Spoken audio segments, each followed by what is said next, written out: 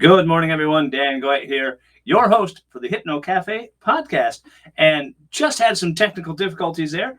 Going to go ahead and check if we're still having technical difficulties to see if we're live. And we are live this time around. All right. So sorry about that. We had some technical difficulties. If you are joining us today, please let us know where you are watching from. And we've got a great show set up for you. But before we get to that, I want to just go ahead and remind everyone to head on over to the Hypno World magazine. That's hypnoworldmagazine.com. Get your subscription to this great magazine today. Be in the know on this world of hypnosis and hypnotherapy that we have today. So there's the shameless plug. We're going to bring our guest on today, who's even better than I am. So without further ado, we want to welcome our great guest, Jim Kellner. Jim, hey. Hello. Thank you, Dan. Thanks for having me on. Not a problem. So always, as you know, Jim Kellner's a good friend of ours here at the Hypnocafe Podcast. I'm still getting used to just saying podcast, dropping the other part of it. So as I look away from the camera, look at Jim on the screen. Sorry about that, guys. I'll try and stay on camera. Ever since I moved to the new studio, I've been doing that. I've been going off camera because the monitor is so close to me now that I kind of get that. But hey, Jim Kellner, author, speaker, stage hypnotist, and fellow conference coordinator. So welcome to the show, Jim. Thanks, sir. Thanks so much. Yeah, but today we're talking about something really cool, author. So, which is right here, guys. We're going to show it in the stream. So there it is. So if you want to go ahead and on over to this, follow the link to Jim Kellner. Your life sucks. Here's how to fix it. The manual. Yeah. So not the best picture, but that's the link you guys want to check out. So there it is. Yeah. Boom. So I bought the manual. I have been checking it out. A lot of the big thing for me, as Jim knows, is Dan, you got to stop the negative talk. I mean, really, stop it. Oh, really? Yeah. And by negative talk, I mean Heather. Yeah. Her favorite thing to say to me is like, are you on medication or do you need to be on medication? Just give me that much. So let's go ahead and talk about the book. I know that it's just recently out and you've been on a few podcasts kind of promoting it through I almost want to say virtual book tour, kind of what it's like. So, yeah, absolutely. But, yeah. So let's get into it. How long did it take you to write that? Well, let's see. How long ago was COVID? Well, I think I started it during the last year of the pandemic, and then so honestly I don't remember how long ago that's been. When was that? 2000? Let's say 4 years. Okay. On and off. So I kept starting and stopping, and also I was very disorganized in it. It was just writing. I was just and I also originally it was. I was trying to solve all the problems of the world. So there was about, instead of just like 9 issues I was tackling, it was like 30. And so fortunately, I was, here's one of the things that I find when I think about this, I find interesting. People, we think we don't like advertising, we don't like marketing, but we just don't like it if we're not interested. Because I got or like emails, I get too many emails, but then I got an email from Richard Nongard one day, and it was, write your book in 12 weeks. And I was like, what? And I thought, oh, surely it's going to be really expensive. And I clicked on it. It wasn't expensive. And so taking his course really helped me to get organized. And got it down to 12 chapters instead of, 50. Excellent. So, which is good. Got to get it down. So that's the big thing with writing. As a friend of mine says, he works as a preacher or a minister. He says, I could write shorter sermons, but once I get started, I'm too lazy to stop. So you know what? That's so. It takes so much discipline, doesn't it, Dan? To cut, and to stop. Yeah, I know. I should tell myself to just stop. really, you're just doing too much for the world, Dan. Stop it. So I'm not. So, but it is out now. It's on your website. And Mm-hmm. as I'm trying to remember where that, because I know I had the link and I don't know if I have the link anymore. So, but if you want to go ahead and tell people. It's really easy. It's jimkellnerhypnotist.com/author. jimkellnerhypnotist.com/author. That will take you right to it. And can they still get a signed copy? Yeah, so you shared a link earlier to my shop. So if they go to the shop on my store on my website, and that's just jimkellnerhypnotist.com, then they can find the link to the store, and then in there you can buy the signed copy, which I have to do myself. So I'm processing those. Otherwise, you just go to Amazon and click, and it's done. Boom, boom, get it. But I always prefer the signed copy. I don't have a signed copy because I bought this off of Amazon. Click, it was done. And I thought, you know what? I'll see Jim at some point and he'll sign it for me. And I've seen you twice and I've been without the book both times. And I was actually going to send you one. And then you said, oh, I bought one already. And I was like, okay, well, I'll just sign it when I see you. And so we still haven't made that happen. Yeah, that's because I keep saying, I'll see him. It'll be a problem. No problem. We'll get it done. So, and what was your favorite? Was there any part of the book that you liked writing better than the other? Oh, what a great question. Huh. What part did I like the best? I really liked, I think, well, there's a story about Margie in there. And Margie, basically a client of mine who basically wanted to kill me. Okay. She was a very difficult client. Sometimes you get people come in and they think it's a miracle cure. And that was Margie. And unfortunately, the place I was working at the time, Dan, was I was just a hypnotist. They hired me to hypnotize people. It was one of those big chains that actually went out of business now. But okay.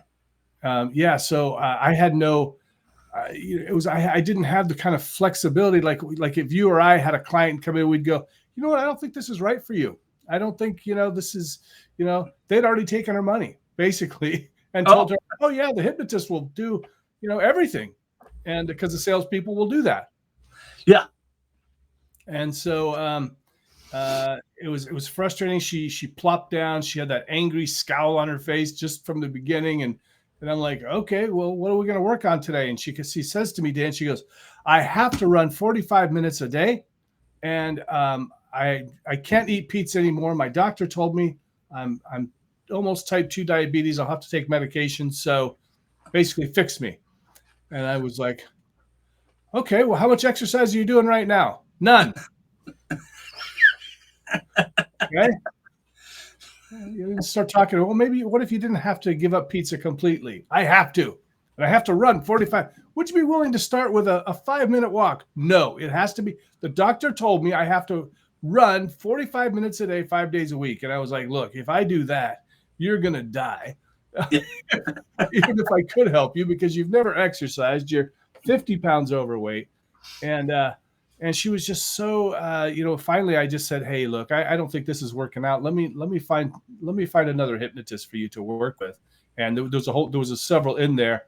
It was the only time I had to do that she was just so difficult that, I couldn't work with her. Yeah. We've all had those clients, it's the old adage, I had to fire a client. Yeah, really. Yeah. So, yeah, really. It was just one of those things. The other thing that I like is, I was just looking at it. Let me see if I can find it here. Mm-hmm. Now that I want to find it, Jim. So, let me go back, because I was just talking about it. Here it is. I think I got it. So chapter 3. All right. Damn, I'm pretty. Your words are powerful. I did kind of read through that one. So I was like, well, I'm going to read this. And the stuff that was in there is kind of the stuff that I do in my own head, per se. You know me, I'm the hardest person on myself. And I was just like, I was reading that and like, Oh, that's really good advice. And then, of course, I put the book down and went, yeah. Did I? Well, yeah. So if you do get the book, take the advice, honestly. And I did take some of the advice. I've cut back on that negative talk, and that's because of you, my good friend. Oh, so, excellent. Yeah. Kind of putting more positive spin on my own self and my own life. Good. So, yeah. Good. Yeah. I kind of liken it to being, I was kind of hanging out with, I was like forced to hang around with my abuser all the time because he was right there with me the whole time, just telling me how awful I was. And, I think that one of the things that people can start doing is just start noticing when it happens, and just stopping, and just like, hey, I'm probably not as dumb as I just said I was, right? I'm probably not as worthless as I keep telling myself I am, those kind of things. Yeah. And as people, we're inherently, our behavior mindset kind of goes to that naturally and easily. What did they used to call that? They used to be something, the triangle of disempowerment. Prosecutor, hero, villain, or victim, either one. Mm-hmm. And because I just remember that from one of the many classes I took, and that kind of was, it was so simplistic. It's just like, oh, it's a triangle of disempowerment, and you just have to break the triangle, and okay, sure, easier said than done. How do we do that? Yeah. So right. You really went into more depth on that in this book than I think I've seen more people do.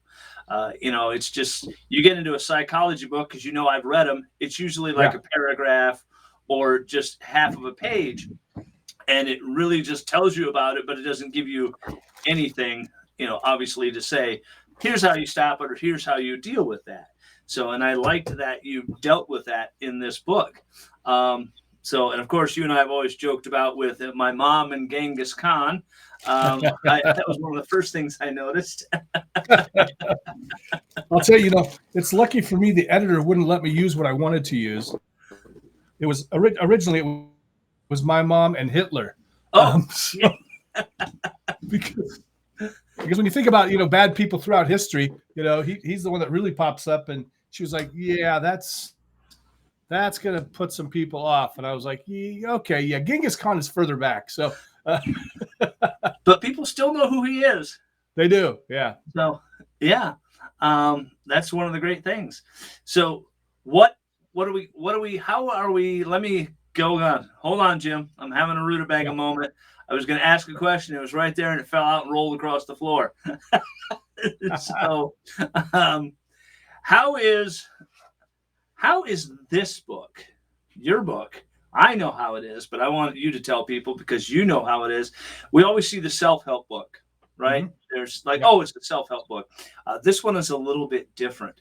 It's not, you're not preaching at people, is what I'm getting from this. So it's, in your own words, kind of differs from that a little bit. So that was another area that I had some challenges with. Good morning, Sean Kostiak watching. Oh, Michael Barney. Hey. You guys.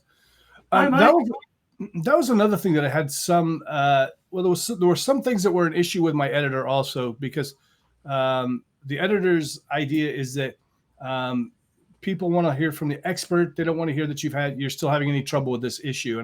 Because one of the things I put in there was that, when I still have this thing sometimes where I just get this feeling like people don't like me. And so if I walk into a room and I think, nobody likes me here, and then of course I don't approach them, and then they go, well, why isn't he approaching me? He must not like me. And then, you get this vicious circle going, right? Yeah. So I tell a couple stories about, just being a total jackwagon by doing that and feeling so stupid afterwards. In fact, I actually reached out to one of the people that was involved, this guy, Tommy Savitt, a comic, who I just kind of walked right by pretending I didn't know him because I was afraid he wouldn't recognize me and I'd feel stupid, and so it doesn't happen as much anymore. And it's certainly not as, I certainly wouldn't do that same scenario, but I'm like, it still happens. So I would say the difference is number one, it's a little bit funnier, I think, than most. I'm right down in the trenches with you. That's what I'm talking about. I want people to know because that was another thing. And sometimes I was like, do I want to share this much? And I'm like, yeah, because I want people to see. And I've had people tell me, oh my God, that's exactly how I've felt. You just found the solution sooner. But so I think just being very honest with people about this is where I came from. So it really is possible. It's not. I remember I was listening to a podcast one time, and it was when I first started getting healthy. It was about 15 years ago, and I loved this podcast. I'd listen to it all the time. And then one time the guy said, he said, I decided I was going to do a 30-day challenge where I exercised every day. And I go, ooh, I'm going to do that too. And then Dan, he goes, I know I won't have any problem with it because I've always been really active. And I was like, well, I've been a lazy ass my whole life. How's that going to help me? I want the guy who's been there and goes, yeah, it's tough, man. But I'm going to try it anyway, So yeah, it is tough. Just that I'm going to work out, I'm going to exercise. And that I've lost weight since the last time you saw me. I was on all those great steroids. So, which is really good. And then you take that challenge, right? It's like, hey, but you've been there. That's the difference in these books. I do read some books where the person is like, here's how you do this. And I know because I'm the expert and I'm this and I'm, you're there in the trenches with them. It's like, listen, you can do this. I did it. And I think it sets this particular book apart. So I highly recommend it to anyone that is, no, Mike, Mike's like, it's like sexy Dan. No. Oh, if you could never say those words to me again, that would be great. So, yeah. Oh my. So, and I think that most people will make a connection with this particular book because of that. I mean, and is that your opinion as well? Yeah, I think I will. I think so. I've had some good feedback about that, and really, hey Grant, and there are still times I'll be looking back through it. I'll just cringe, going, oh, why did I share that? I shouldn't have told people about that. That's embarrassing. Taking a class on flirting. I mean, good Lord, dude, that's how pathetic I was, really. Yeah.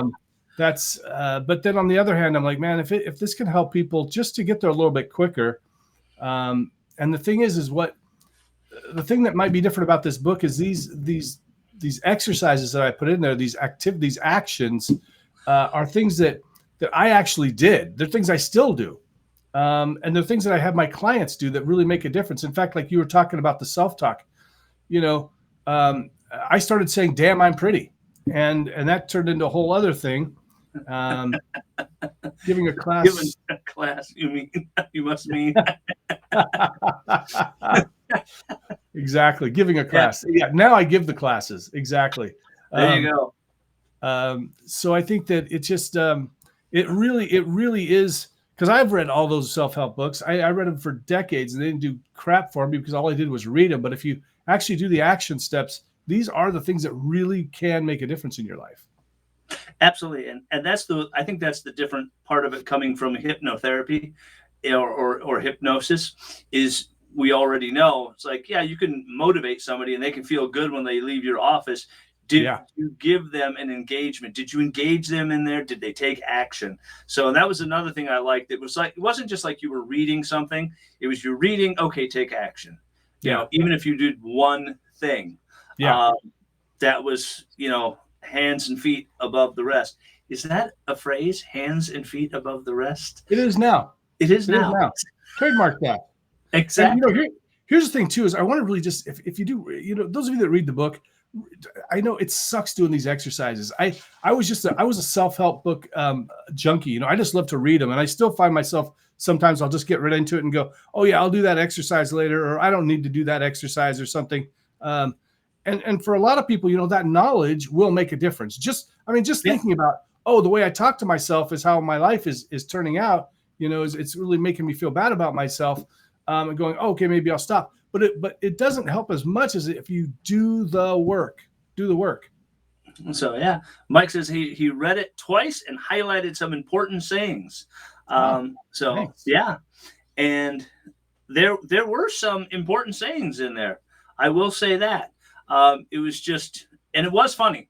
It wasn't like you read some of these self-help books, they're really dry per se. This one I think kept you turning the page. And that's the important thing, is you keep reading it and keep reading it. And then it's good because you have a natural sense of humor. Being a comedy stage hypnotist, you know how to write that in there and make that work. So, and did you fall on that a little bit when you were writing this book? Your comedy savoir-faire, if you say? Savoir-faire. Ooh, wow, look at you. Hands and feet, savoir-faire. Yeah, well, what Grant just wrote, do the work, and that really is that's really the short. People are always looking for the shortcut, but doing the work is the shortcut. You'll spend far less time. So did I? Well, here's a funny. I remember this specifically because I did want it to be kind of humorous too, but sometimes I get in this mode, especially when I'm. Always some humor comes out when I'm working with clients and things like that. But sometimes you just get in this mode of being really serious. And so I actually went back and would be like, okay, where can I put in some humor here? Where can I lighten this up a bit? What can I do to make this funnier? And I was going to I have a friend of mine who's a professional comic. I was going to have him look through it and kind of punch it up. And then I decided I wanted to get it out there quicker, and I didn't know how long he would take to read it. But I might do that with my next one. I really do. I think it helps, getting people laughing and actually wanting, like you said, to turn the page rather than just going, I'm just kind of trying to get through this to get the information. Yeah. If they're stale or dry. So it just, you groan through it. And we've all read books like that. I think I just went through social psychology, finishing that. And that was, oh my goodness, Grant. That was a chore just to get through that book and get through that course. That needs to be punched up. Social Scotty definitely needs to be punched up with a couple of jokes. There's a punchline in there somewhere. So, and you're already working on your next book. I'm fully engaged. I actually helped I had a bunch of ideas, and I asked ChatGPT, based on what you know about me and my goals and stuff, which one should I do next? And they told me, and I said, oh, okay, let's do that. So, yeah. And just like the magic elixir, start small. That's another good one that I noticed. I've kind of got some things tabbed in here, per se, so that we can talk about them. And I've always said that to my clients, it doesn't matter how small the step is because you took it. So you're already an inch forward. So that I thought was really good. Start small. That's good advice. So yeah, it doesn't always have to be the big change per se. Yeah. And you're talking about the hypnosis part, and I specifically, I didn't use any hypnosis in here. I tell people, like if you want to get the results quicker, and it's going to be easier if you use the hypnosis, but you don't have to, because before I've done a lot of these techniques without using hypnosis. Although I've used hypnosis extensively. In fact, I still listen to hypnosis probably every single day to tackle some issue, because I'm still not perfect. Damn it. But Dan, I know you've got to have this too. One of the most, even for myself, I remember, like when I was over 100 pounds overweight, just going, oh my God, it's gonna, I've got to do it quickly, because I need to take off 40 pounds a month, or it's going to take me, years to do this. And everybody just, and here's the thing, that works every once at a time, like once in a million, that works. And then that person ends up on Oprah, ends up on all the daytime TV shows, because they wrote a book about how they fixed everything in their life in 6 months. But for most of us, it's not sexy. It's just grinding it out every single day, falling off the wagon, getting back on the wagon.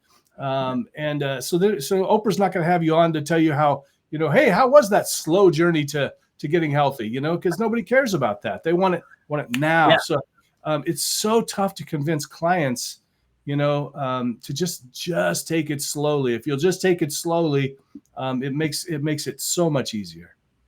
And safer. Safer too. Yeah. Yeah. Yeah. 2 years. I've been at it 2 years, and I'm just starting to get back to where I was. I'm starting to feel myself again. Mm-hmm. But per se, because of that. And if I had tried to rush it, I think I probably would have hurt myself again. Yeah. Well, here's the thing too. What people don't think about is, and let's use. I love using, and even if you don't have a weight issue, anybody, weight is a great metaphor because it's very tangible. It's easy to talk about. So because we can say like, you get rewards along the way. When I was over 100 pounds overweight, I thought I'm not going to feel good. I won't feel successful until I've taken all the weight off. But then you find out, you lose 20 pounds and people start going, wow, have you lost weight? You start feeling good, right? There's a reward. Yeah. You start buying a new pair of pants, when you lose, 30 pounds, like, wow, my pants are fitting loose. And you start having more energy. Your feet don't hurt as much. And it's really the same thing with all these things, like, saving money. Wow, when you save that first $500 and you've never done that in your life, you're going to feel amazing having that in the savings. So you don't have to think about it just being that reward at the end. There's going to be rewards all the way along it. Plus, you think like I thought, oh my God, 2 years, even at a reasonable amount, or 3 years, oh, that's such a long time. But look back a year, look back 3 years. It goes by so quickly, so quickly. Blink of an eye. It really does. So, yeah. And then you look back and you say, wow, hey, I'm doing this now. I wasn't doing that then. Yeah. So yeah, it works out on those.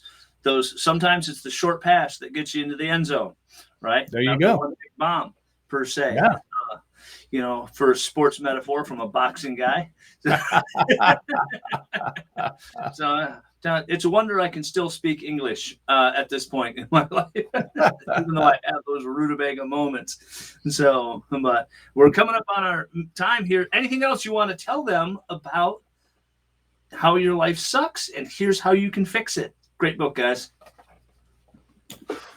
What I just want to say, like, if you're, well, I mean, obviously, if your life doesn't suck, you'll still get out of it, because I have a lot of friends who've read the book, and I have a lot of reviews of people who have great lives, and they're still getting stuff out of it. And a lot of it's just stuff we already know, but to be reminded is so important. But honestly, if your life sucks, I desperately want you to know that it can be better. It really can. Originally, I wanted to write a book called Diary of a Loser. Because that's really what I felt like. That was my life. I'm just a loser. Let me write a diary about it. And that's, I'm telling you, it really can change. Whether you read this book or another book or just do something, just do something. You really can fix it. And when I say loser, I don't mean because of the job you're doing or your lack of education or these kind of things. I'm talking about those of you that know you could be doing better, but you're not. That's what I'm talking to. Exactly. So, I know I could be doing this, but I'm not. And I can do this, but I'm not. So, and that's one of the things that I kind of liked about the book was, hey, it was like, take action. That's in there. It's not just, okay, here's me preaching at you. It's, here's this, try that, right? So what have you got to lose? Nothing to lose and everything to gain, per se. So I got to stop swiveling in the chair, but I'm not. Just start small, Dan. Just start small. Just go ahead and go a little bit. Yeah. So like the podcast, I'm always like, is he on a ship? He's moving. So, we want to thank Jim Kellner for being here, being our great guest, talking all about how your life sucks. Here's how you can fix it. I had to look at the book. Sorry, Jim. So I should know the title. I bought the book. I read it. For crying mini Christmas, per se, and you just do so much in the world. Pacific Northwest Performing Hypnosis Summit, both of those are creations of yours. So, that taking action is a big thing. And Grant says Jim Kellner rocks. He said it right there. You have proof, video proof, Jim. True. Capture that. No. All right, guys. Thanks for joining us here today on the Hypnocafe Podcast. And as always, stay safe, stay happy. I'll see you out there. And I'm stopping the video right now. I'm clicking stop. Here I go. Be awesome.